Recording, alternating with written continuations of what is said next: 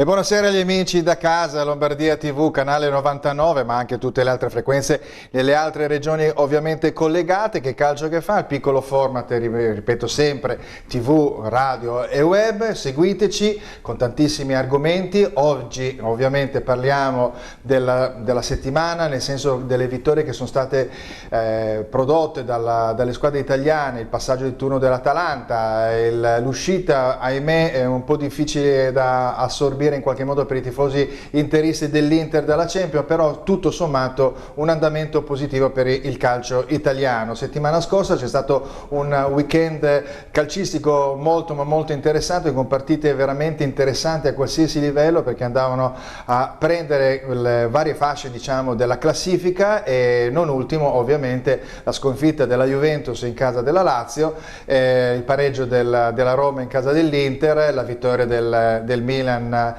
ovviamente, che ha riportato su un po' la squadra nella seconda parte, diciamo, nella prima parte della classifica. Insomma, tantissimi, diciamo, risultati molto ma molto interessanti, che rappresentano un po' il trampolino di lancio per questa nuova 15ª giornata del campionato di calcio. Ovviamente sono tanti i temi, e Che calcio che fa li affronta con gli ospiti che cambiano quasi sempre e quindi portano una ventata di freschezza.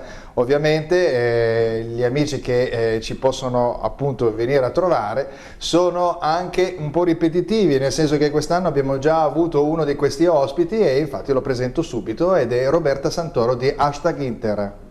Ciao Fulvio, buonasera a tutti. Ecco, è già venuta una volta, ha parlato anche delle sue attività, laureata in psicologia, giusto? Scienza dello sport. Scienza dello sport, insomma, ecco, quindi tantissime attività, che poi mi sembra che suoni anche il piano, c'è anche un cagnetto incredibile, insomma una vita veramente molto presa. Dall'altra parte invece abbiamo, tra parentesi, area Inter, no? Ecco, dall'altra parte abbiamo, tanto per cambiare un po', un altro amico ospite area Inter, e ovviamente Mirko Giovanni Vargas, anch'egli redattore di #Inter.it. Ciao Fulvio, buonasera a tutti, grazie per l'invito.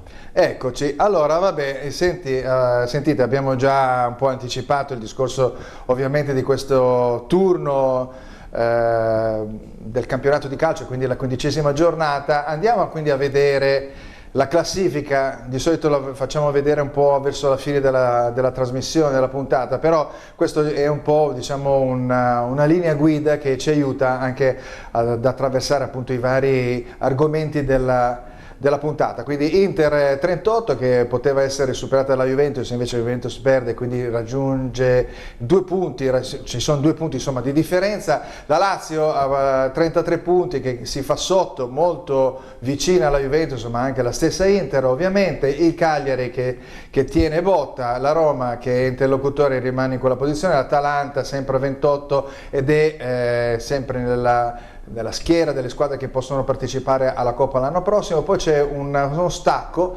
che chiaramente, con gli ultimi sviluppi, per esempio pensando al Napoli che ha esonerato Carletto Ancelotti ed è arrivato invece Gennaro Gattuso, rappresentano 7 punti di divario per raggiungere almeno l'Europa, 8 punti con la zona Champions, e quindi questo sarà uno degli argomenti che affronteremo dopo con i nostri ospiti. Poi abbiamo il Parma a 21, il Torino e il Milan a 20, dove ovviamente il Milan si è rifatto sotto, anche il Torino è risalito, il Verona che fa sempre delle ottime prestazioni, il Bologna, la Fiorentina è a 16, il Sassuolo, Lecce, Udinese. Il Sassuolo è stato un po' risucchiato, ma ha una partita anche da recuperare in questo trio di squadre a 15 punti, la Sampdoria che rimane a un pelino sopra il Genoa. Ricordate che ci sarà anche il derby della Lanterna, Genoa a punti 11, Brescia che lascia il fanalino di coda alla spalla, 9 punti, il Brescia ha 10 punti, quindi la classifica si è mossa, ci sono stati dei cambiamenti abbastanza notevoli. Vediamo le partite di questo turno. 16ª giornata, mi sono sbagliato, 15ª giornata, niente, io voglio rimanere un po' più indietro da questo punto di vista, evidentemente il campionato è bello. Allora, queste sono le partite che secondo il mio modo di pensare dovrebbe essere quelle più importanti in ordine, quindi c'è un Cagliari-Lazio, ovviamente abbiamo proprio due squadre nella zona Champions, la Fiorentina-Inter, che è una squadra dove da una parte la Fiorentina ha delle difficoltà e un Inter che deve mantenere il passo, Napoli e Parma, che vuol dire molto per il cambio della panchina, poi abbiamo un trittico Bologna-Atalanta, Genoa-Sampdoria e Verona-Torino, che sono partite abbastanza difficili sia per l'Atalanta, per esempio, il derby in sé della lanterna è sempre molto interessante, il Verona e il Torino, insomma partite difficili per il Torino per esempio, che deve andare a Verona, poi c'è Brescia-Lecce, che sono due squadre del fondo classifica, il Milan con il Sassuolo che deve ribadire questo momento positivo, la Juventus Udinese e Roma Spal dovrebbero essere delle partite un po' una formalità. Quindi questo è, diciamo, il panorama, questo tanto per iniziare la trasmissione, e vediamo adesso, entriamo dopo argomento con il primo tema della trasmissione. Allora, siccome voi siete in ambito Inter, ci sono tre personaggi, abbiamo un Antonio Conte, uno Steven Zhang e un Giuseppe Marotta, quindi abbiamo allenatore, la proprietà e il direttore sportivo, il direttore a tutto toldo Giuseppe Marotta, quindi Inter, di chi è il merito? Quindi vi faccio questa domanda, uno potrebbe dire, beh Conte perché ha svoltato, beh però Zhang perché ha messo i soldi, beh insomma Marotta perché ha messo un'organizzazione alla base. Sentiamo il vostro pensiero, partiamo da Roberta. Allora, devo dire onestamente che mi piacciono molto tutti e tre, nel senso che mi piace molto l'unità di gruppo che Conte sta portando all'Inter e credo che stia facendo veramente un lavoro eccelso, quindi onore al mister in questo momento. Per quanto riguarda il signor Marotta, è una persona che professionalmente stimo moltissimo e penso che anche lì stia dando un contributo importantissimo alla squadra, perché a mio avviso credo di vedere la squadra che mi stavo aspettando di vedere. Per quanto riguarda invece la figura di Steven Zhang, malgrado la giovane età, devo dire che anche gli sta portando la squadra verso una rotta assolutamente favorevole. Va bene, insomma, non si è sbilanciata, però posso capire questo pensiero ovviamente allineato, è stato preso, diciamo, abbiamo preso nel senso che chi è interista ovviamente è stato preso l'allenatore più importante, uno di quelli diciamo migliori, il direttore sportivo forse più importante d'Italia, e c'è una proprietà molto ma molto ricca e importante. Vediamo invece Mirko cosa ci dice riguardo a questo. Io penso che l'arrivo di Antonio Conte sia stato fondamentale, penso che la maggior parte dei meriti, io mi sbilancio, sono più dell'allenatore, perché nel giro di poco tempo è vero è stato accontentato abbastanza sul mercato, però ha dato subito un'impronta positiva nel breve periodo, cambiando rispetto all'anno scorso ed è riuscito davvero a dare quel qualcosa in più, quello che è sempre mancato negli ultimi anni.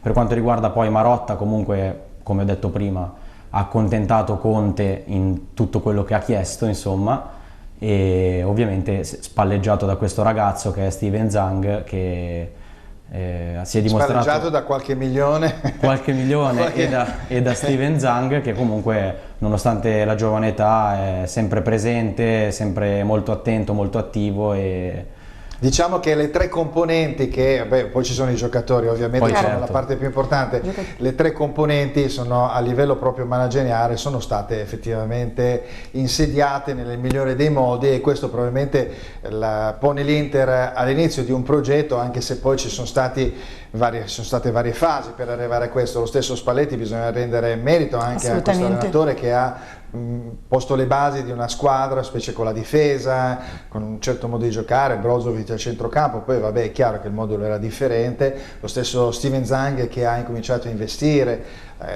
anche nella squadra ma anche nelle strutture, ed è pronto a investire indubbiamente per l'Inter, anche per ciò che riguarda lo stadio, di cui parleremo un po' più tardi. Mirko? Se si pensa che Conte nella partita più importante della stagione ha giocato con il centrocampo di Spalletti, comunque giocando una buona partita, appunto, un gran merito va dato anche a lui, perché anche questo vuol dire che il manico conta nonostante i giocatori. È una squadra in crescita, e quindi è anche bello vedere che Conte riconosca dei meriti a Spalletti. Sì, no, comunque infatti, questa è una cosa questa che continuità non tutti la riconoscono, gli interisti invece alcuni sono malmostosi, devono andare contro comunque a Spalletti perché ci faceva addormentare, insomma i giocatori erano anche in un certo modo un po' allineati a un certo tipo di gioco. Poi è chiaro che vabbè, insomma, rientriamo forse anche in qualche polemica riguardante anche i centravanti, gli attaccanti che c'erano precedentemente, che quindi obbligavano un certo tipo di gioco. Passiamo alla prossima slide, vediamo, ecco, chiaramente non abbiamo parlato dei giocatori, quindi vi domando da interisti i migliori di questo inizio, quali sono i giocatori migliori che vi hanno colpito. Ve ne dico due, Lautaro e Lukaku, perché hanno svoltato indubbiamente, sono spettacolari da questo punto di vista.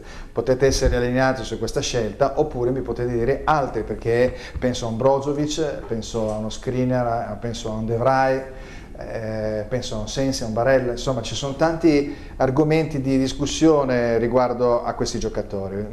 Il parere di Roberta? Assolutamente, Lukaku e Lautaro sono gioia per gli occhi e gioia per il cuore, nel senso che questi ragazzi stanno veramente dimostrando quanto sia importante un'unità del gruppo ed è bellissimo vedere l'intesa che hanno del gioco. Nel senso che da tanto tempo non vedevo un gioco con elementi di simbiosi così ravvicinati che veramente stanno deliziando la visione delle partite. Per quanto riguarda il resto del gruppo, cosa dire? Anche il resto del gruppo quest'anno mi sembra che sia molto più unito rispetto allo scorso anno, anche se, come ho già detto precedentemente, c'è comunque un'unità, una continuità rispetto al lavoro fatto dal tecnico Spalletti, ma mi piace vedere questo gioco unito di ragazzi dove ognuno cerca di giocare per l'altro, quindi è bello vedere questa coesione di gruppo. Quindi più degli uomini in sé, anche perché poi è chiaro che quei due giocatori lì davanti sono diciamo, il frutto di movimenti anche che partono da dietro, lo sappiamo. Mirko, quali sono le tue scelte? È banale dire la coppia offensiva, sì, ovviamente, come hai detto tu. Allora dimmene un paio. Io sottolineerei l'importanza di Sensi e Barella, perché sono stati due acquisti secondo me inizialmente un po' sottovalutati, addirittura è stato detto che sono stati strapagati, però hanno subito dimostrato di essere all'altezza, di essere pronti per una grande squadra, visto che comunque arrivavano da due realtà molto piccole come Cagliari e Sassuolo, e hanno subito dimostrato di essere più che pronti vuol dire il che grande anche salto. I rumors che c'erano l'anno scorso riguardo a questi giocatori, ma non perché dovessero passare poi all'Inter, erano effettivamente legati alle buone prestazioni degli ultimi 2 anni almeno, quindi sono due giocatori che emergenti, quindi non è anche da riportare il fatto che con la nazionale sono stati quindi convocati. Ovviamente abbiamo parlato di giocatori, di scelte, giocatori che non ci sono in questo momento come Sensi e Barella, penso anche a Sanchez, a Samoa indubbiamente, però a gennaio dovrebbe rientrare Sanchez, dovrebbero rientrare, però mi sembra che forse qualcun altro dovrebbe in qualche modo rimpinguare. Molti lo dicono anche per una questione diciamo di personalità. Uno di questi deputato ad arrivare è un giocatore che ha già vestito la casacca bianconera quando allenava Conte, la Juventus, e che quindi Conte lo conosce molto ma molto bene. Uno di questi è appunto Vidal. Siete d'accordo per avere un giocatore come spessore, come quello di Vidal, che possa quindi dare anche una svolta, se è un giocatore che comunque fa la riserva nel Barcellona stratosferico, quindi non è che non possa giocare ovviamente ad alti livelli da altre parti, può essere quindi un giocatore che è pronto all'uso per i 4-5 mesi successivi dell'Inter, oppure bisogna pensare già magari non so a un buon giovane, un buon prospetto o anche più di uno? Non so se effettivamente potrebbe rappresentare la svolta, però Vidal indubbiamente è un giocatore che Antonio Conte conosce bene e quindi penso che sia in grado di tirare fuori le potenzialità di un elemento che potrebbe essere fondamentale per il gruppo. Attualmente non mi sbilancio sul nome di un giovane che potrebbe contribuire alla crescita dell'Inter di quest'anno. Più di un giovane, diciamo un giocatore intermedio di fascia d'età, non dico un giovane perché sappiamo che è sempre un po' un problema, ma un giocatore che è abbastanza pronto all'uso, che però parlano per esempio di Kulusevski, no? Quindi come giocatore in sé sono anche altri che possono essere interessanti, giocatori però pronti subito. Personalmente allora preferisco l'arrivo di Vidal. L'arrivo di Vidal. Vediamo invece Mirko, il suo pensiero, se appunto è allineato con quello di Roberta. Sì, diciamo che è allineato, comunque Conte conosce benissimo Vidal, sa cosa potrebbe tirar fuori, e oltretutto un giocatore molto, molto carismatico, un leader, quindi sicuramente potrebbe tirar fuori il meglio anche da tutti gli altri centrocampisti in particolar modo.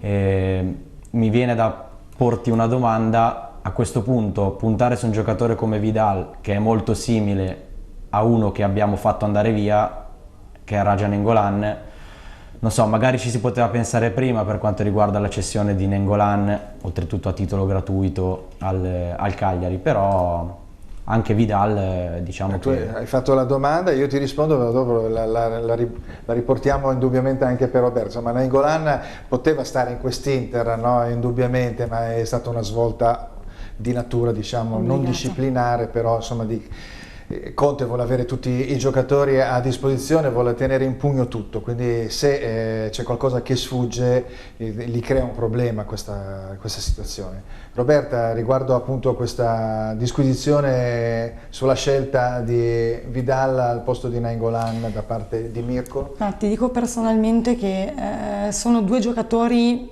che mi piacciono entrambi, credo che siano molto carismatici, quindi allo stesso modo nell'ambito di un gruppo sono quelli che forse danno una sferzata, una ventata di goliardia all'interno del gruppo, nel senso li vedo comunque elementi positivi. Malgrado tutto penso però che un giocatore che forse a Conte è più noto come Vidal potrebbe essere la chiave di volta giusta. Va bene, allora vediamo invece, sempre parlando di calciomercato, la prossima slide che mette in evidenza proprio questo. Inter dove intervenire a gennaio, perché insomma ci sarebbe da intervenire. Adesso dico alla regia di tenere un attimo in sospensione questo. Abbiamo Brozovic, abbiamo Lukaku, abbiamo Vecino e abbiamo Asamoah. Questi sono i 4 giocatori che rappresentano 4 ruoli, quindi un vice Brozovic, un vice Lukaku, un altro, abbiamo parlato forse con Vidal, che potrebbe essere diciamo uno al posto di Vecino per dire, e un'altra scelta sulla fascia per Asamoah, che ha qualche problema di natura fisica e Biraghi non convince del tutto. Allora vi dico, ovviamente vi rivolgo questa domanda: dove intervenire a gennaio? Perché probabilmente non è solo un discorso di avere un centrocampista che sappia fare un più o meno tutto come Vidal, da dover quindi essere assunto dall'Inter, ma ci sono altre posizioni in campo. Molti dicono se si fa male Lukaku e se si fa male Brozovic, quindi dove andreste a intervenire? Roberta? Innanzitutto spero che la sfortuna non ci colpisca e che non vada a colpire i nostri Lukaku e Lautaro, però indubbiamente a livello personale andrei forse a rafforzare la difesa, anche perché penso che... Cioè la difesa dei 3 o la difesa inteso come Asamoah? La difesa inteso come Asamoah. Ah, ok. Andrei a lavorare su una difesa inteso come Asamoah, anche perché soprattutto nelle ultime partite quello che si nota è una mancanza di, come si può dire, di potenza della difesa, quindi io andrei a lavorare su questo settore. Quindi con un giocatore? Assolutamente. Mirko? Io più che in attacco, visto che comunque a gennaio dovrebbe rientrare Sanchez e anche Politano dovrebbe iniziare a star meglio dopo l'infortunio. Tu dici se non si fa male Lukaku, gioca Sanchez, esatto, e ha dimostrato già quest'anno nelle partite che ha giocato comunque di essere all'altezza. Invece andrei ad agire con un centrocampista, il nome di Vidal sarebbe perfetto, nonostante la disquisizione di prima, e sicuramente anche un esterno a tutto campo come piace a Conte, perché né Asamoah, che non è nella sua stagione migliore, né Biraghi si sono dimostrati all'altezza, quindi anche per dare un po' di fiato a Candreva, che comunque non può fare tutte le partite, e quindi andrei ad agire sicuramente a centrocampo e sugli esterni. Perché il mio pensiero invece è avere un vice Brozovic, perché Brozovic fa tantissimo, è il giocatore che corre di più nella Serie A italiana, almeno l'anno scorso era questo dato, e quindi sinceramente ogni tanto dargli un po' un fiato. Certo c'è Borca Valero, però sappiamo che non dura tutta la partita ad alto livello, quindi riuscire a trovare per esempio un giocatore già abbastanza giovane, ma già fatto da quel punto di vista, già fatto e finito, non sarebbe, diciamo, male, soprattutto appunto per avere Brozovic nei momenti, diciamo, più importanti.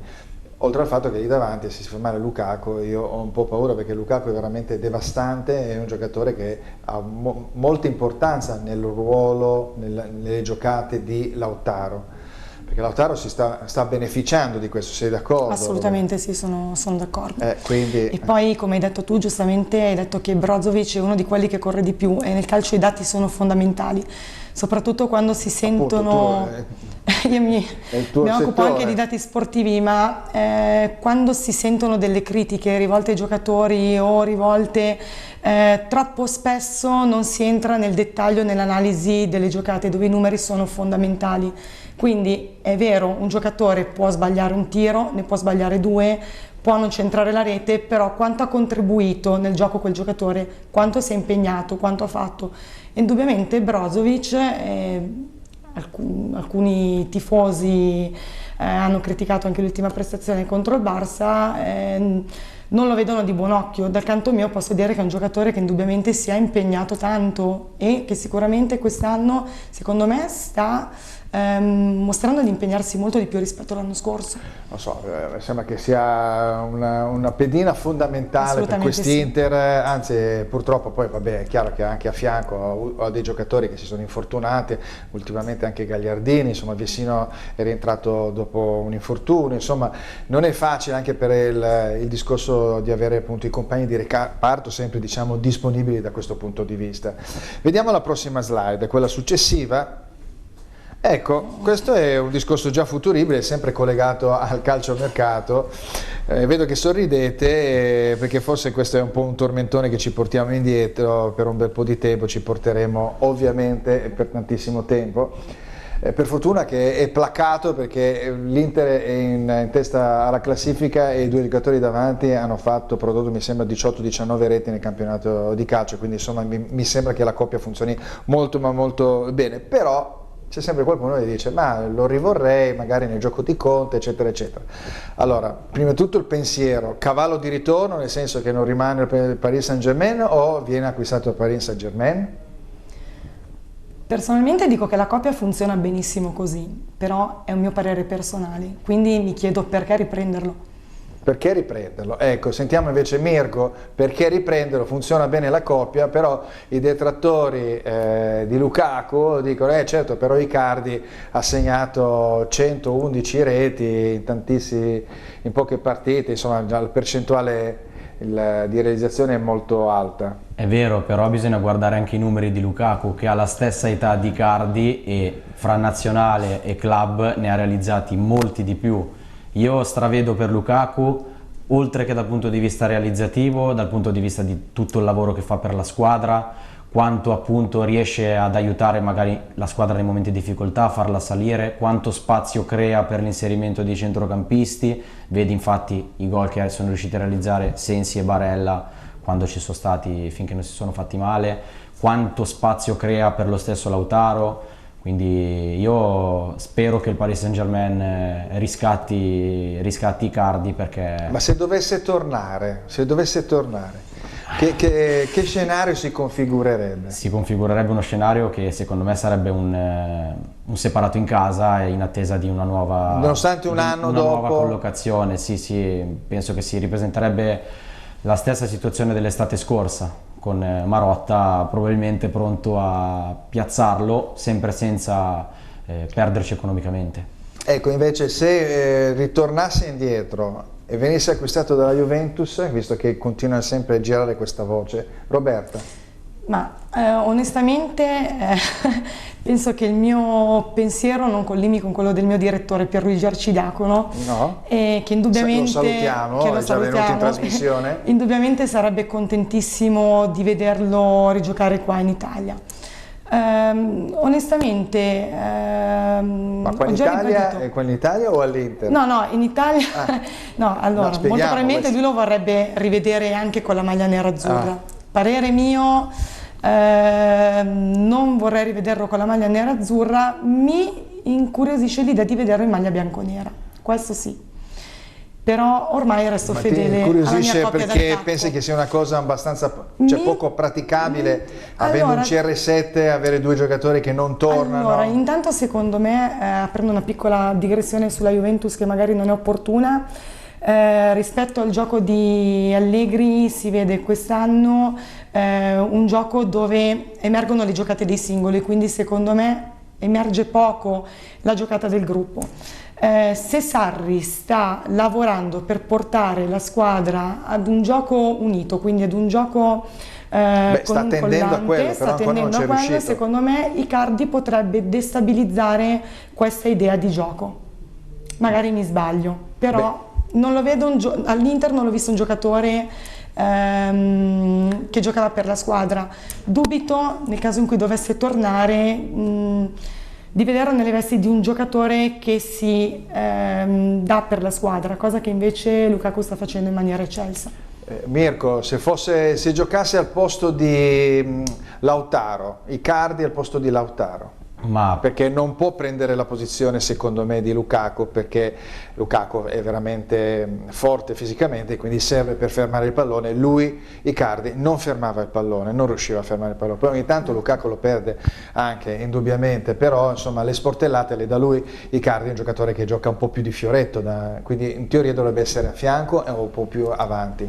Guarda, penso che sia come dici tu, nel senso potrebbe giocare magari insieme a Lukaku, però poi mancherebbe il giocatore, quel giocatore tecnico davanti che ti può fare veramente la differenza, come la sta facendo Lautaro in questo momento. Per quanto riguarda un ipotetico Icardi alla Juventus, sono in disaccordo con la mia collega, perché in un gioco come quello di Sarri, secondo me avere una punta centrale come Icardi sarebbe davvero pericoloso, potrebbe davvero fare una caterva di gol. Con CR7 da una parte e un tornante dall'altra. Ma ti dico, sto pensando anche nell'ottica che se la Juventus dovesse prendere Icardi, non so se CR7 rimarrebbe. Ok, però se dovesse rimanere insieme sarebbe difficile. Penso al lavoro che fa Higuain, che molte volte si interscambia con lo stesso CR7, oppure al retro fa il falso 9, cosa che Icardi non ha fatto. Vabbè, comunque questa era, diciamo, una mia ipotesi. Si stava parlando di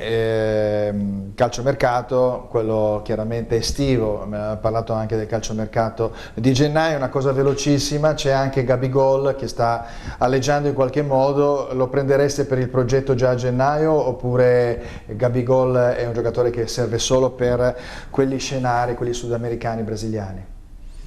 Perché no? A qualcuno Gabigol è piaciuto e qualcuno invece l'ha criticato. Io onestamente, vedendo l'operato del ragazzo, che a mio avviso è assolutamente in crescita, perché no? Un bel benvenuto a gennaio. Benvenuto a gennaio, sì. Però c'è anche il rischio, io credo che abbiano valutato, credo che Marotta abbia valutato anche il fatto che se viene bruciato in pochi mesi, ovviamente la sua quotazione tenderebbe anche un po' a scendere. Penso, non sei d'accordo? Sì, sono d'accordo. Magari si potrebbe fare un prestito in un'altra squadra italiana, non so, una Fiorentina che è anche abbastanza interessata al ragazzo, in modo tale per poterlo valutare realmente dopo l'exploit che ha avuto soprattutto al Flamengo con la doppietta in finale di Libertadores, per poi valutarlo. Ma magari lui non è d'accordo, magari lui non è d'accordo di essere girato, visto che ci sono le squadre in Sud America che anche perché se sta facendo una grandissima stagione, giustamente non si aspetta di venire in Italia e magari per essere girato, o magari per giocare come riserva. Sicuramente arriva da una terra dove il calcio giocato è completamente diverso dal nostro per i ritmi, e dove anche la condizione climatica sappiamo che favorisce sulla prestazione del giocatore. Andrebbe secondo me inserito in maniera parsimoniosa. Potrebbe essere un vice Lautaro. Perché no? più o Assolutamente, meno. ha tutte le qualità per scendere in campo e deliziare i tifosi. Per le caratteristiche che ha, assolutamente. Le caratteristiche quelle, no? Ovviamente, Sì, di un giocatore di un che gira vice. un po' attorno, perché mi ricordo che con Spalletti giocava anche sulla fascia destra, lo metteva Un giocatore versatile. versatile, Sì, sì. però non era proprio solo, Non era il suo ha delle ruolo. accelerazioni sullo scatto breve, appunto in poco spazio, e quindi magari è meglio portarlo in avanti. C'è stata la partita l'altro giorno, quella tra Barcellona e Inter a San Siro. All'ultimi quarto d'ora, 10 minuti, è entrato Ansu Fati e ha segnato il gol del 2-1. Quindi poi il giorno dopo leggi, ma già girava questa notizia, che praticamente Ansu Fati è un 17enne che, passando in prima squadra, è passato da una casa di rescissione da 150, la portano a 400 milioni. Allora io domando, questa è una quotazione gonfiata, perché poi rientriamo in un concetto, diciamo, di calcio italiano, dove praticamente siamo subito a sparare alle cose che non vanno. Insomma, il calcio italiano ha dei grossi problemi, deve cercare di ricrescere, di riuscire in qualche modo a risalire la china sotto tutti gli aspetti, no? Ne abbiamo già parlato altre volte qui a Che Calcio Che Fa, però a me sembra che sia un'operazione di puro marketing, perché insomma arrivano da loro dei giocatori che da altre realtà vengono valutati, un bravissimo giocatore, si vede già che è un giocatore già fatto, però insomma ancora non ha dimostrato, ha segnato 2 gol in 9 presenze, il primo goleador giovane a segnare in una Champions League in questi gironi, insomma, quindi ragazzi è una quotazione secondo me un po' troppo gonfiata. Siete d'accordo riguardo a questo, oppure non so, cioè, avete un'altra idea a proposito? Hai detto una cosa giustissima, fuori dall'Italia in questo caso i giocatori vengono valutati, quindi viene dato valore in qualche modo alla prestazione del giocatore, e questi baby fenomeni che si vedono sono indubbiamente dei ragazzi che dimostrano di avere tanta voglia di fare. Oltretutto ti dico che l'immagine di questo ragazzo, di questo baby talento, mi è piaciuta tantissimo, nel senso che è un'immagine di un ragazzo che trasmette tanta positività, quindi ho visto la freschezza, ho visto la voglia di fare. Non vorrei si trattasse di un fuoco di paglia, siamo sempre da capo, nel senso che i talenti vanno coltivati, cioè il nostro patrimonio genetico nel momento in cui viene sollecitato, viene portato avanti con il giusto allenamento, cosa che a Barcellona sappiamo benissimo quali sono i criteri valutativi che hanno nell'ambito dell'allenamento, del training e quindi della preparazione atletica, che sono altissimi, possono indubbiamente portare a valorizzare un giocatore. Per quanto riguarda le caratteristiche di questo ragazzo, bisogna vedere se effettivamente sono caratteristiche che hanno una continuità o se si sono ridotte nell'ambito di una partita, di una giocata. Probabilmente no, perché stanno facendo, diciamo, gli stanno facendo fare un certo tipo di percorso, perché Esatto, pensano un percorso già di crescita, al dopo quindi si Messi pensa al o poi. al dopo Suarez, o un giocatore che può giocare tra le linee, quindi insomma tornare utile, diciamo, al progetto della prima squadra. Assolutamente. E quindi però io torno sempre sul discorso iniziale, 400 milioni per questo giocatore.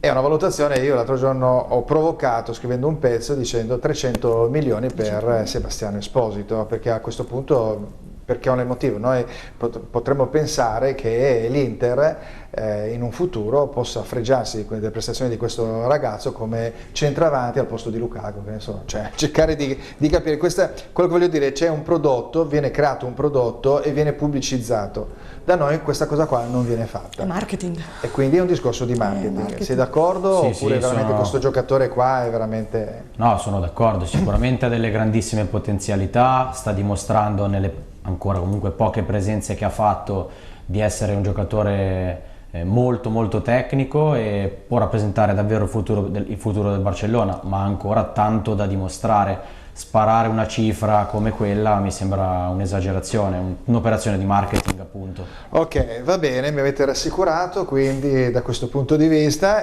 Andiamo alla nuova slide, stiamo arrivando alla fine della prima parte e quindi una risposta velocissima perché dobbiamo appunto concludere prima della pubblicità. Il vostro parere velocissimo riguarda questo. Ecco il nuovo stadio di San Siro, cioè quello vecchio, quindi né più né meno, perché qua prima che si riesca a far mettere insieme tutte le teste pensanti, gli interessi da una parte e dall'altra delle due squadre del comune, alla fine pensiamo al 2026 che lo stadio dovrà comunque esserci per le Olimpiadi invernali, quindi ovviamente qualche rallentamento del progetto stadio ci dovrebbe essere, a meno che non decidano veramente di andare a puntare sul secondo stadio vicino, come era l'idea iniziale, ma non è solo quello. Roberta, sinteticamente come... È un simbolo di Milano, un simbolo del calcio, colleziona al suo interno i ricordi di tante persone, è storia.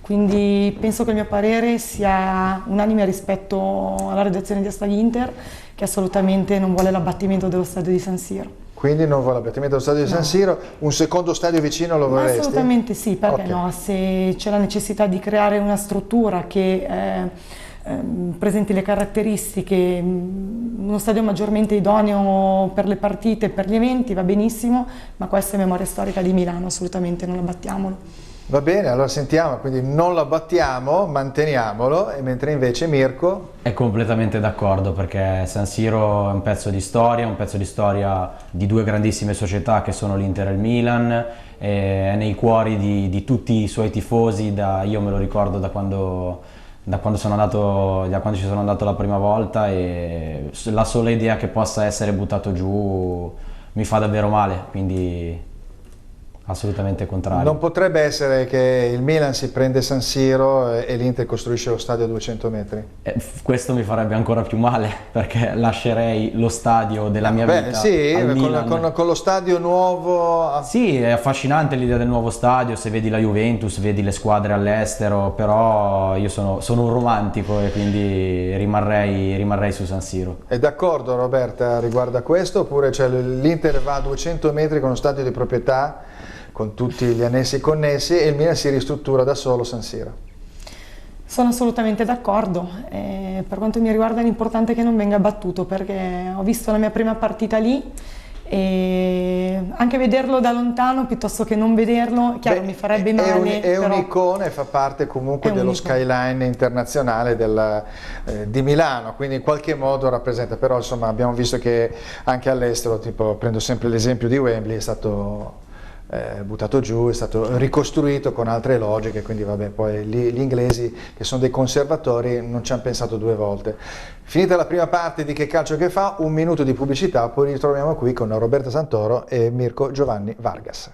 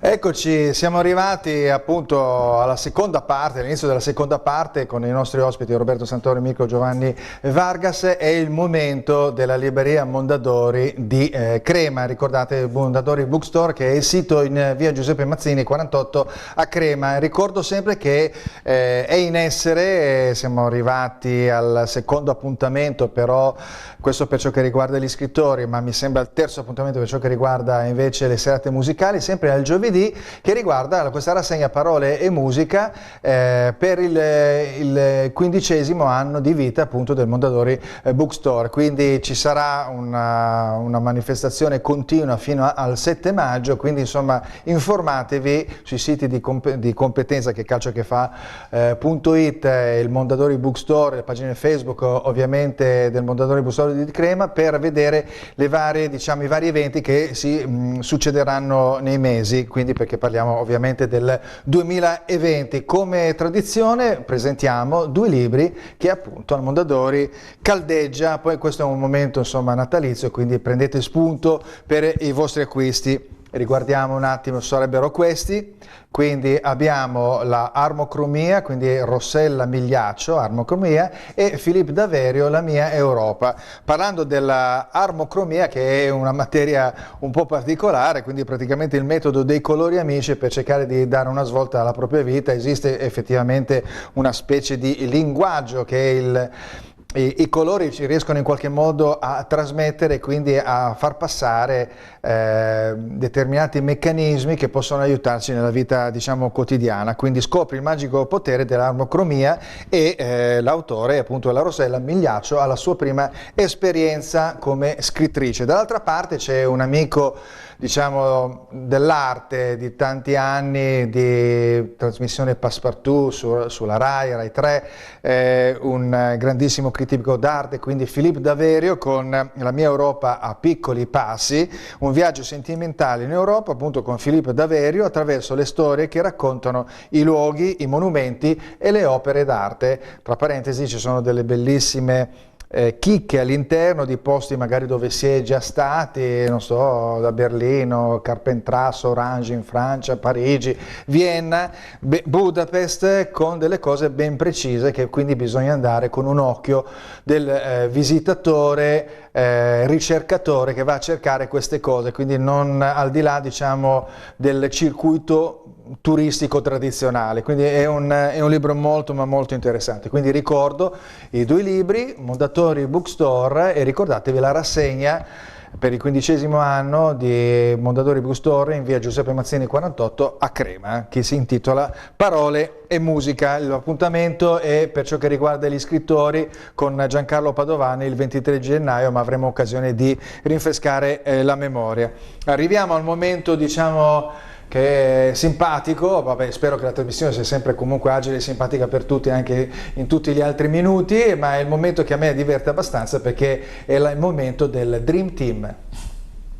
Ecco, il vostro Dream Team, punto interrogativo, come tradizione ogni puntata rivolgo agli ospiti il Dream Team del cuore, della vita, quindi gli 11 giocatori che hanno in qualche modo affascinato ed emozionato il percorso di ognuno di voi, sia vedendoli dal vivo, sia vedendoli in televisione, oppure andando a ricercare anche nel passato dei movimenti, delle giocate che possono in qualche modo per un innamorato del calcio far fantasticare. Allora sentiamo la scelta di Roberta Santoro. Allora, premetto che io sono cresciuta a pane tra pattoni, quindi il mio amore per l'Inter è nato un po', mi è stato un po' trasmesso da papà, quindi in porta... Ma il papà è tra pattoni? Il papà è tra pattoni? No, papà è interista, però... No, la mia era una battuta, perché sembrava quasi ci fosse un rapporto quasi filiale tra pattoni. No, però diciamo che il papà è...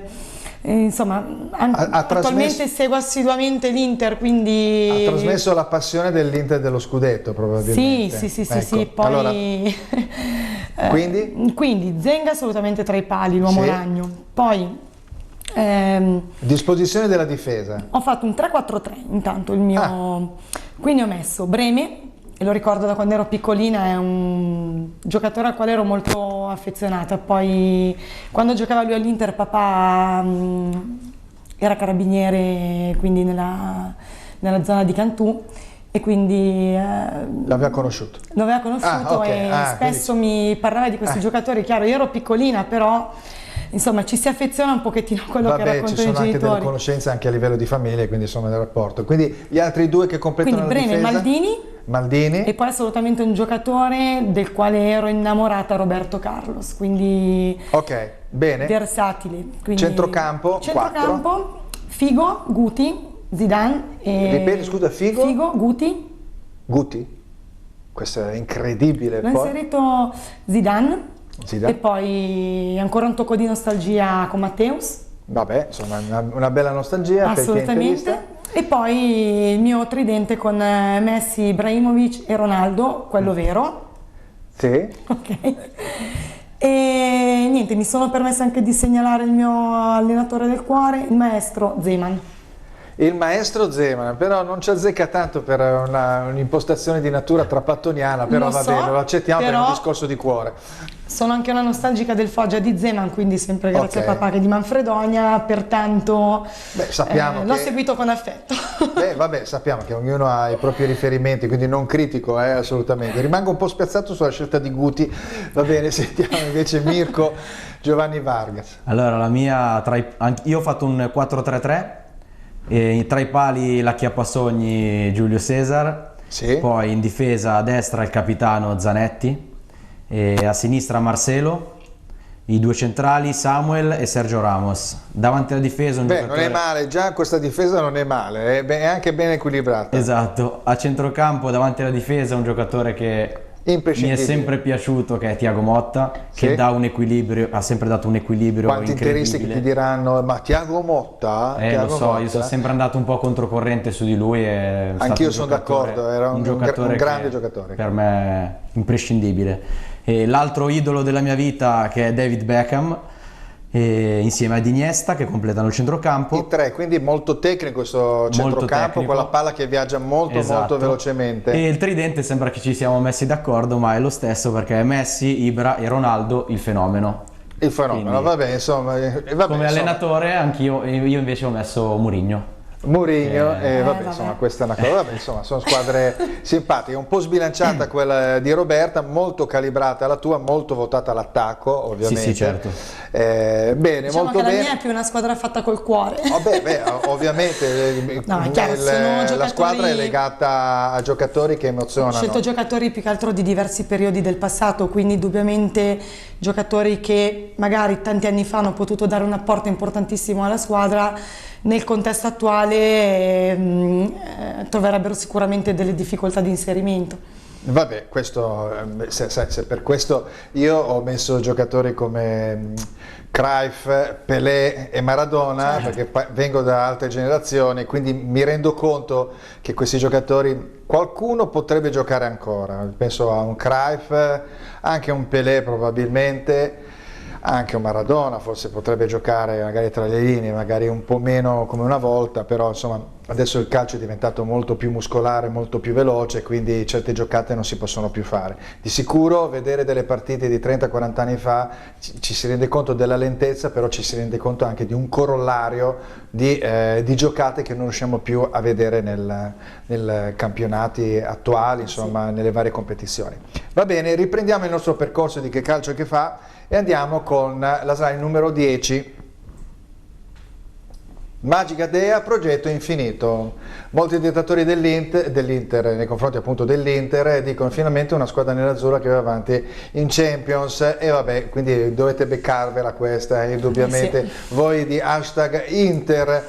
Però devo dire la verità che insomma fa piacere, io penso poi al calcio italiano, fa piacere che finalmente, e lo dico qui, l'anno scorso c'erano state tutte quelle alzate di scudi nei confronti della cantera olandese dell'Ajax e abbiamo visto che l'Ajax fa l'Europa League come l'Inter, mentre invece va avanti l'Atalanta con un progetto che può essere riconducibile anche alla stessa logica dell'Ajax, però l'Atalanta è tra le prime 16 squadre d'Europa, quindi direi che è una cosa molto molto positiva per il calcio italiano e mi fa molto piacere che Giampiero Gasperini ne abbia appunto dichiarato nella sua intervista del post gara.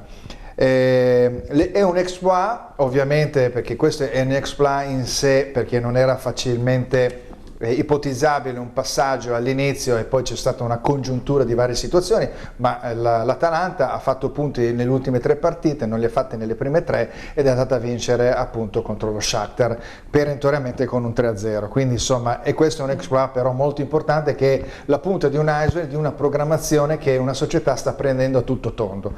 Quindi domando, ovviamente sappiamo lo stadio, la proprietà, i giocatori, la cantera dell'Atalanta, un allenatore vincente, la sicurezza economica che comunque questa squadra riesce ad avere, c'è tutto, una città giusta come Bergamo che ha voglia di lavorare, di fare le cose nel modo migliore. Domando, quindi su questo siamo d'accordo, domando a voi se questa, diciamo, può essere invece l'Atalanta, tra queste 16 squadre, una scheggia impazzita, e io spero veramente che diventi una scheggia impazzita che mette in difficoltà tantissime squadre. Roberta? Assolutamente. Nel percorso in Champions, ovviamente. Assolutamente, io sono felicissima per i risultati dell'Atalanta e mi piace tantissimo il tecnico Gasperini. È una persona che secondo me trasmette positività e ha creato un gruppo di lavoro bellissimo, ha creato un gruppo unito che pensa alla propria giocata e guarda avanti, fiera di quello che sta facendo, e assolutamente mi aspetto che possa andare ancora avanti. È vero, se da un lato magari le squadre incontrate possono essere state magari squadre non troppo forti, però da un lato, come hai detto giustamente tu, ha fatto punti, e ha fatto punti senza aiuti, quindi ha fatto punti con i propri meriti, quindi perché possiamo era proibitiva, il girone non era per niente facile. Mirko? Io sì, sono molto contento per il passaggio del turno dell'Atalanta, una squadra che comunque ispira simpatia, anche viste magari alcune voci dell'anno scorso, ma cosa va a fare l'Atalanta in Champions League, uscirà ai gironi. Invece... Ecco, tornando al discorso dell'Inter velocissimamente, che deve fare l'Europa League, molti dicono però fare l'Europa League sottrae energia al campionato, eccetera eccetera, e le squadre italiane tendenzialmente non vogliono onorare questa competizione. Io invece sono per onorarla fino in fondo, ogni competizione, se ci sei devi andare avanti, anche se ovviamente quando arrivi a un momento in cui devi dover scegliere a tutti i costi, se magari a 3 giornate dalla fine ti mancano dei punti per andare a vincere il campionato, magari sei un po' risicato a livello di organico, è logico che delle scelte le devi fare. No, sono d'accordo con te, io proverei addirittura a vincerla, perché comunque l'Inter penso che in questo momento come rosa, rispetto a tutte quelle che ci sono, sia una delle potenziali... Perché non dovrebbe vincerla? In fin dei conti l'organico è un organico studiato per la Champions League, quindi per quale motivo non può andare a fare delle partite importanti? Poi magari ne fa una, quella in casa la fa bene cercando di vincere, e poi magari con l'altra, una squadra, non dico B, però con qualche riserva va a vincere fuori casa, cercare di rimanere in gara. No, ma infatti io mi auguro che venga onorata, cosa che negli ultimi anni non solo l'Inter, anche tutte le altre squadre italiane non hanno sempre fatto, purtroppo. In effetti non abbiamo una Coppa UEFA / Europa League in casa da tanti anni, e nemmeno la Juventus era riuscita a vincerla quando c'era la possibilità di giocare la finale in casa, e quindi mi auguro che si punti anche a giocare bene e a vincere quella competizione, perché è comunque una competizione europea, è vero, non è la Champions, però è giusto onorarla fino alla fine. Sei d'accordo? Sì, mi trovo assolutamente in accordo con te, con quanto detto da Mirko, e mi aspetto che mister Conte e la squadra ci mettano tutto l'impegno per vincere questo titolo, che a mio avviso è un titolo importante anche se non è la Champions League.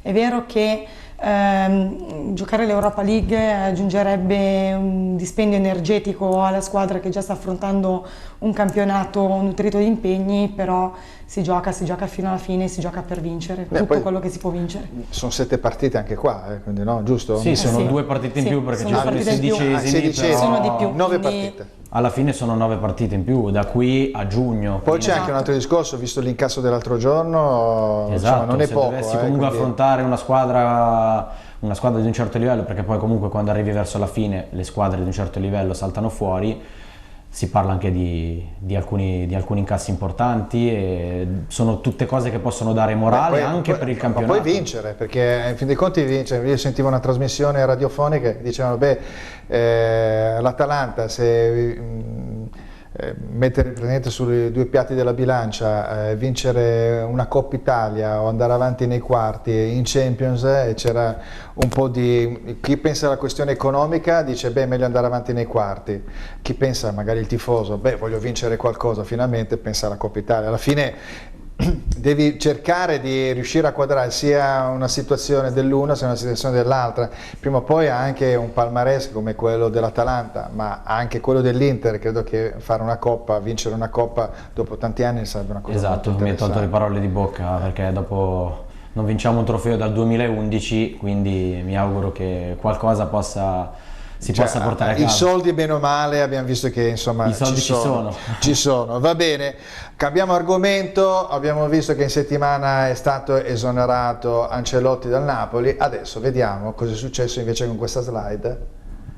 Eccolo qua, saluta lui, è l'uomo giusto per il Napoli. Qua c'è Gennaro Gattuso, che è un allenatore che l'anno scorso mi ha molto scioccato, perché mi ha sconvolto, perché ha messo in piedi una squadra, è riuscita a tenere tranquillamente le redini di una squadra, anche se si è consumato, perché alla fine non ne poteva più per tutte le situazioni ambientali eccetera eccetera, ha perso il quarto posto per pochissimo, e quindi insomma è un allenatore che si sta facendo valere, e quindi non è un caso che è stato scelto ovviamente da Aurelio De Laurentiis per rimettere un po' a posto questa strana situazione che si è verificata a Napoli. Non capiamo molto se sono i giocatori che sono insorti, non capiamo se è Ancelotti che è stato un po' blando nella sua gestione, non capiamo se è lo stesso presidente che sta in qualche modo brigando qualcosa perché ha delle idee future. Sentiamo il vostro parere, Roberta Santoro. Sono assolutamente d'accordo con te Fulvio, e sono assolutamente d'accordo Su quale delle tre situazioni? sul fatto che Gattuso sia stato Ok. scelto come nuovo tecnico, e quindi condivido la scelta del signor De Laurentiis. E come te penso che Gattuso abbia fatto bene in passato, una persona grintosa, una persona di cuore, e una persona che secondo me ha allenato e allena con intelligenza.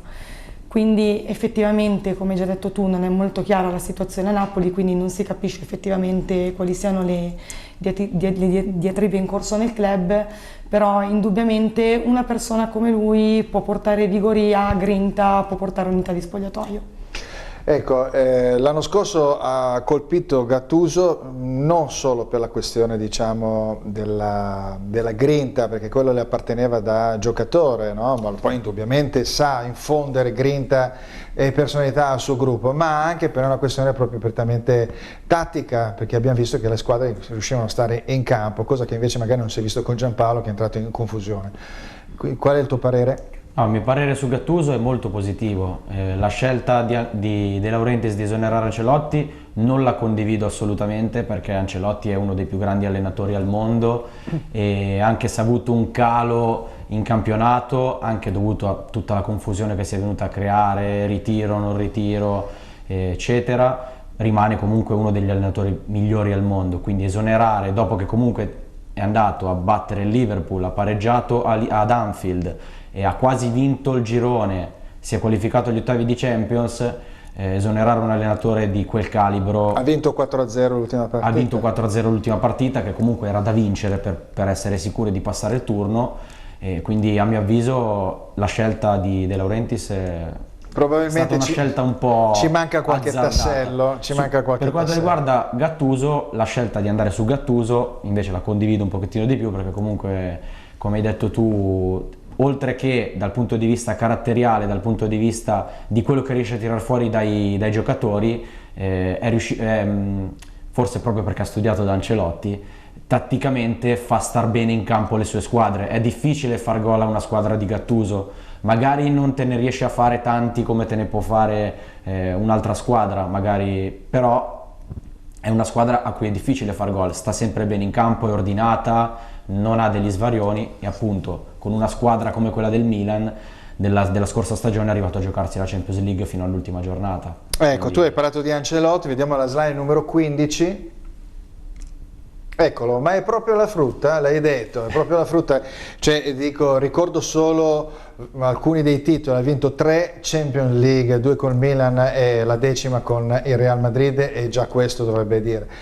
poi ha vinto il campionato in Italia, ha vinto il campionato in Francia col Paris Saint-Germain, ha vinto il campionato col Chelsea, ha vinto il campionato in Inghilterra, ha vinto il campionato con il Bayern di Monaco in Germania, non è riuscito a vincerlo in Spagna perché c'è stato il periodo del grande Barcellona, però ha vinto una Champions e ha vinto, mi sembra, anche altre coppe, la Coppa del Re, insomma, quindi non è che non abbia saputo mietere successi, infatti ha più un palmarès alto. Se vai a vedere il palmarès da giocatore e da calciatore, quello da giocatore è pazzesco, quello da allenatore è una cosa quasi inarrivabile. Forse Mourinho si avvicina, ecco, Mourinho è quello che si avvicina di più, si può avvicinare Guardiola, ecco, quindi sono questi i tecnici. E quindi Ancelotti è veramente arrivato alla frutta, Roberta? Personalmente credo che sia un allenatore vincente e con una mentalità vincente, e solo un allenatore che ha queste caratteristiche può arrivare a vincere quanto ha vinto lui. Come già detto precedentemente, non sappiamo effettivamente che cosa stia succedendo a Napoli, quindi molto probabilmente potrebbe essere che non ci sia stata un'intesa con la squadra, o effettivamente qualcosa che noi non sappiamo, o semplicemente i momenti no arrivano per tutti, quindi non mi sento di dire che mister Ancelotti sia arrivato alla frutta, semplicemente potrebbe essere un momento no. Un momento no, Ancelotti ha vinto indubbiamente tanto, però le ultime due prestazioni, chiamiamole così, col Bayern e con il Napoli gettano un pochettino di ombre, no? E quindi l'abbiamo detto, è arrivato alla frutta, non è vero. Però le ultime due situazioni non sono andate benissimo, quindi questa parabola può essere discendente, e eventualmente in quale squadra lo potresti vedere, diciamo, in futuro? Si parla di un interessamento dell'Arsenal che ha appena mandato via Emery, e penso che potrebbe tranquillamente risollevare l'Arsenal. Come ho detto prima, secondo me è un allenatore che non è assolutamente alla frutta, visto il palmarès che ha. Bisogna dire che a Napoli, rispetto a dove è andato in passato, non è stato completamente accontentato sul mercato, perché comunque ha preso in mano una squadra identica a quella che aveva Sarri l'anno prima, senza gli innesti che aveva richiesto. Quindi diciamo che non è stato messo totalmente nelle migliori condizioni per fare bene, quindi non è una giustificazione, però lui ha avuto un anno in cui ha cercato, l'anno scorso è arrivato secondo, ha messo un po' di chiarezza, ha fatto un po' di chiarezza, no? Su alcuni ruoli, alcuni giocatori, lo stesso Insigne facendolo giocare più avanti, ma comunque ha rivalutato anche l'organico che era stato in qualche modo accantonato. Ci ricordiamo tutti, no? Che 13-14 giocatori utilizzava solo Sarri, quindi gli altri rimanevano in panchina. È mancato questo aggancio, probabilmente è una questione economica, non è arrivato già messo Rodriguez, e quindi magari ho altri prospetti che potevano essere, diciamo, interessanti, però magari a quel punto lì uno dice vabbè, gioco con quello che ho, insomma, quindi... Infatti sì, si è accontentato. Comunque la rosa del Napoli è una signora squadra, va in Europa da più di 10 anni, fra Champions League e Europa League, comunque una squadra pronta, ci sono dei campioni. C'è da dire, come hai detto tu, che Sarri giocava con 14-15 giocatori, non di più. Lui l'anno scorso ha fatto giocare tranquillamente tutta la rosa, addirittura ha fatto ruotare tutti e tre i portieri, e ha rivalutato una rosa che magari l'anno prima non aveva quel valore. Sì, se pensiamo che potevano vendere Allan già a gennaio, che magari poteva rappresentare quel tesoretto per andare a prendere il giocatore, e magari avrebbe fatto felice e contento indubbiamente Ancelotti. Però De Laurentiis si sa che ha messo all'interno, diciamo, delle sue proprietà anche il Napoli, non è quindi solo un produttore cinematografico, e quindi deve cercare di far quadrare i conti. Io questo lo trovo positivissimo nel campionato italiano, perché bisogna fare così oramai, no? Non siamo più a livello di Berlusconi, Moratti, grandi imprenditori che prendevano la squadra, poi magari ripianavano i debiti. Adesso le società devono ovviamente rimanere a galla, anche per mantenere una certa credibilità del campionato italiano. Poi sappiamo che le cose non sono allo stesso modo anche da noi, ma anche all'estero, cioè sia da noi che all'estero, quindi insomma non è che le cose peggiori sono solo da noi, è quello che voglio dire, insomma, in soldoni.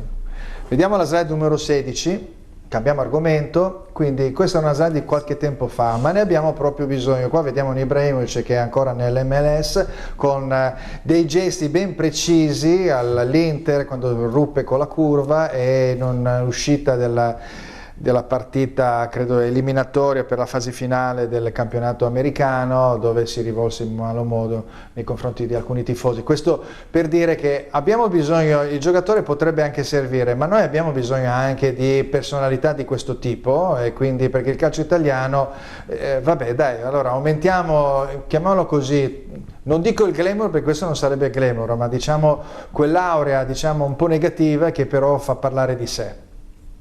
Roberta.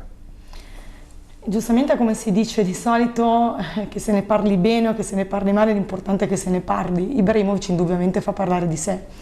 È trapelata anche la notizia di un ipotetico ritorno di Ibrahimovic al Milan, e personalmente mi sono detta: ma perché no? Nel momento di crisi del Milan, perché non rivedere Ibrahimovic a Milano, che indubbiamente porterebbe quella sferzata di entusiasmo, di ironia, di entusiasmo. Il Milan ne ha bisogno, quindi? Il Milan ne ha bisogno, non dal punto di vista tecnico, solo l'entusiasmo. No, indubbiamente dal punto di vista tecnico non si discute, perché comunque Ibrahimovic è ancora un giocatore che sul campo fa parlare di sé, è un giocatore tecnico, è un giocatore che ha tantissime caratteristiche positive dal punto di vista fisico, atletico e tattico, e indubbiamente ha quella componente in più che fa parlare di sé, e ha questo modo di porsi che io personalmente adoro, mi strappa un sorriso ogni volta che lo vedo in campo. Vabbè, cioè, l'ha messo nei propri 11 e quindi nei suoi 11, insomma, anche tu l'hai messo. Ce l'ho nei miei 11 anch'io, sì.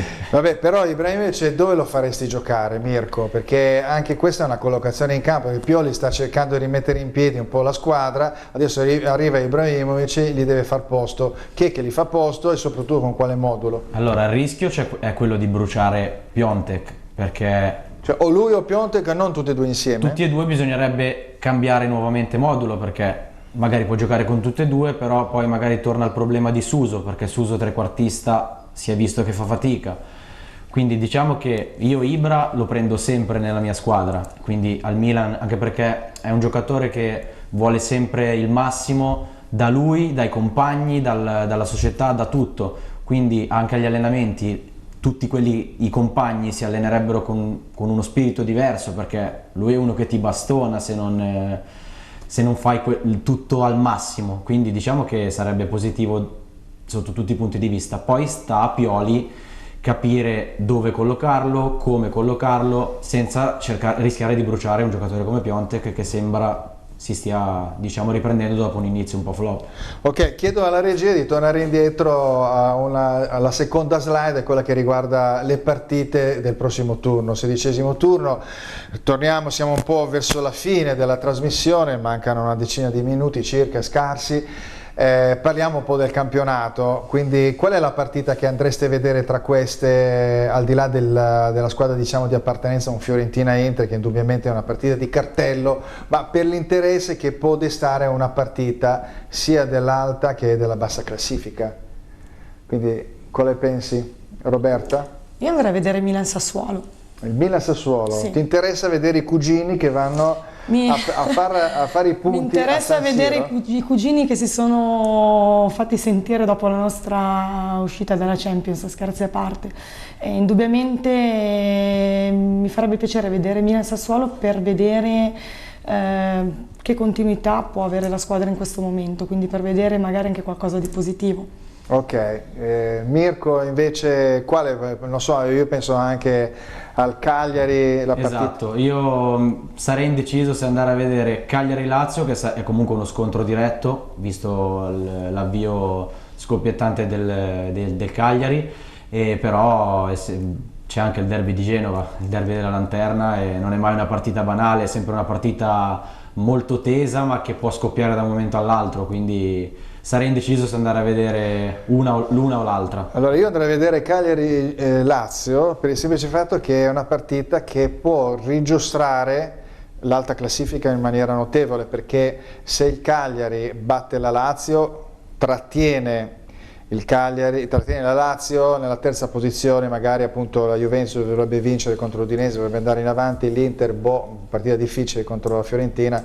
dovrebbe magari rimanere lì in zona, quindi si staccherebbe questo duo, diciamo, perché il Cagliari raggiungerebbe mi sembra a 32 punti giusto, ecco, la classifica, quindi il Cagliari a 32 punti, la Lazio rimarrebbe a 33 e si staccherebbe magari la Juventus di 3 punti, di 6 punti, l'Inter magari rimarrebbe sempre comunque 5-6 punti, se poi va a vincere diventano anche 9 dalla terza in classifica. Per contro, se la Lazio va a battere il Cagliari, va a 36 punti e sempre a 3 punti dalla Juventus, ed è probabile che si stacchi il terzetto, perché 36 con Cagliari a 29 ovviamente si forma, diciamo, questo divario. Non ultimo il fatto che la Roma, adesso non mi ricordo più che incontra la Roma, comunque in casa, il Lecce, Roma Spal, giusto, può battere la Spal e quindi raggiunge a 32 punti la zona, diciamo, supera il Cagliari e diventa quarta in classifica, quindi le due romane potrebbero veramente prendere spazio nelle terza e quarta posizione. Insomma, sono partite molto importanti, la Fiorentina anche con l'Inter. Come prevedi, Mirko, questa partita? Una partita che perché siamo un po' alle battute conclusive di Montella alla Fiorentina e quindi non so se questo possa servire in qualche modo a dare la sferzata. Esatto, è una partita difficile, proprio perché la Fiorentina non sta attraversando un bel periodo, non si sa appunto la fine che farà Montella, e quindi sicuramente bisogna andare a dare il 110% se si vogliono portare a casa i 3 punti. Domando alla Roberta se la classifica dell'Inter fuori casa, che è prima in questa classifica, 7 partite fuori casa, 7 partite vinte. La seconda è l'Atalanta, che prima era la squadra che fuori casa era la bestia nera, adesso è diventata l'Inter. Riuscirà a mantenere questo passo di vittorie e quindi andare a Firenze e fare una partita di rimessa, perché poi dopo alla fine l'Inter, non dico di rimessa, ma comunque l'Inter ha bisogno degli spazi e andare via in velocità. Assolutamente, mi auguro che continui la serie positiva e secondo me la squadra ancora di più in questo momento ha la voglia di dimostrare che può continuare in campionato con degli ottimi risultati. Bene, vabbè, dai, questa è una situazione che è auspicabile, perché comunque in ogni caso la Fiorentina è una squadra che ha in ogni caso intrapreso un percorso. Se non riuscisse a portare avanti con Montella, di sicuro è una squadra che ha già tutte le premesse per risollevarsi, visto che c'è stato un cambio di proprietà. Questo è un anno, diciamo, interlocutorio, ci sono dei giocatori comunque da valorizzare. Di fronte incontra l'Inter, è una squadra molto lanciata da questo punto di vista, quindi è inevitabile che ci possa essere anche una partita negativa per la Fiorentina, però non è detto, staremo a vedere. Appunto, queste sono, diciamo, le premesse di questo turno, del 16° turno ovviamente che ci sarà in questo weekend calcistico. La Juve incontra invece l'Udinese ed è una squadra che si barcamena, potrebbe essere una squadra in questo momento un po' nell'occhio del ciclone, però la critica tendenzialmente non la mette nell'occhio del ciclone, perché lo sappiamo, c'è sempre un po' un occhio di riguardo, lo sappiamo, no? E quindi senza fare, diciamo, polemica, c'è un tormentone che riguarda la Juventus come difesa e l'attacco con il tridente. Quindi noi vediamo per esempio la slide numero 17, vedete questo tridente che alcuni anelano di poterli fare giocare insieme, però diventa una squadra altamente sbilanciata. Qualche volta per recuperare il risultato hanno giocato insieme. Quindi il pensiero riguarda questo, cioè da una parte l'ipotesi di giocare di più per l'attacco e dall'altra parte mettere a posto la difesa, perché guardando un attimo parlano molto della difesa, ma la difesa è seconda del campionato a 2 lunghezze dall'Inter. L'Inter ha subito 13 gol in 15 partite, la Juventus ne ha subito 1 per partita, 15 gol in 15 partite, che non è un rullino di marcia delle migliori, però insomma se gli altri fanno peggio è ovvio che è sempre un buon dato. Quindi quinto attacco, e questo è il dato invece di riferimento, perché 26 reti sono un po' pochine a fronte di quelle che hanno fatto l'Atalanta, l'Inter, la stessa Lazio. Quindi qual è il pensiero di Roberta Santoro riguardo a questa situazione? È l'attacco e la difesa che deve essere messa a posto? Sono d'accordo con te, Fulvio, sul fatto che secondo me si dovrebbe lavorare maggiormente sull'attacco, anche perché i nomi in squadra sono importanti e indubbiamente da questi nomi ci si aspetta il massimo, ci si aspetta molto di più. Ho capito, bene, il pensiero, ho visto prima Mirko che sgranava gli occhi quando ha visto i 3 giocatori d'attacco, tra parentesi 2 erano in odore di essere venduti e quindi come si sa le squadre poi dopo alla fine come si vede vengono costruite giorno dopo giorno anche con i giocatori che ci sono o anche se non ci sono altri giocatori bisogna far di necessità virtù e portare avanti ovviamente con quello che si ha. Qual è il problema della Juve in questo momento? Difesa, attacco o Sarri che ancora non è riuscito nella quadratura del cerchio? Secondo me, non sto dicendo che Sarri sia un problema, però il problema è che Sarri ancora non è riuscito a dare completamente la sua impronta alla squadra.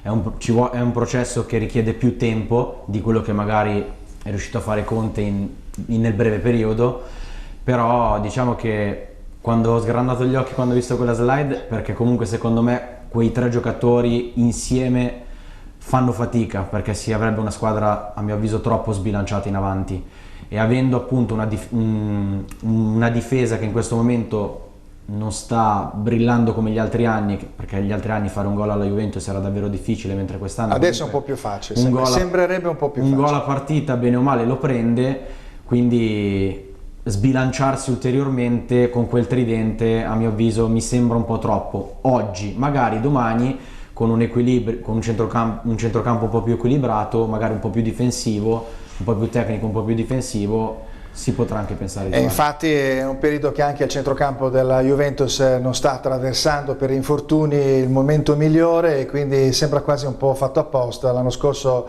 a ridosso della Champions si infortunarono Bonucci, Chiellini e CR7 e rientrarono in tempo, però insomma è chiaro che gli infortuni segnano chiaramente il percorso e anche la stagione, quindi auguriamo comunque alla Juve di mettersi a posto per gli appuntamenti importanti. Siamo arrivati alla fine di Che Calcio Che Fa, della nostra puntata. Ricordo ovviamente il nostro appuntamento settimanale che riguarda la beneficenza. Ecco la slide, unisciti alla nostra campagna Conosci Fredrik, per la ricerca e la cura della tassia di Fredrik.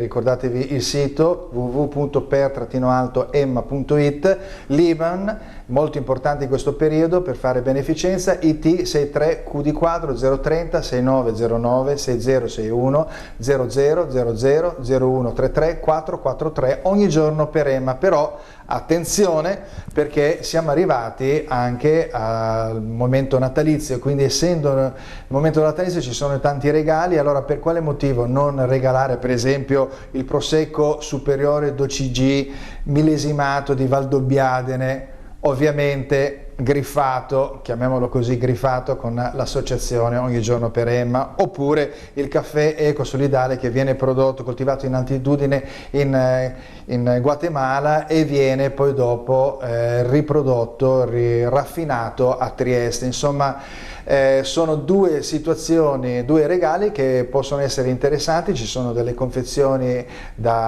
che possono essere diciamo acquistabili presso il sito mandando una mail a ognigiorno@per-emma.it o telefonare al 335 77 58 140. Pensateci.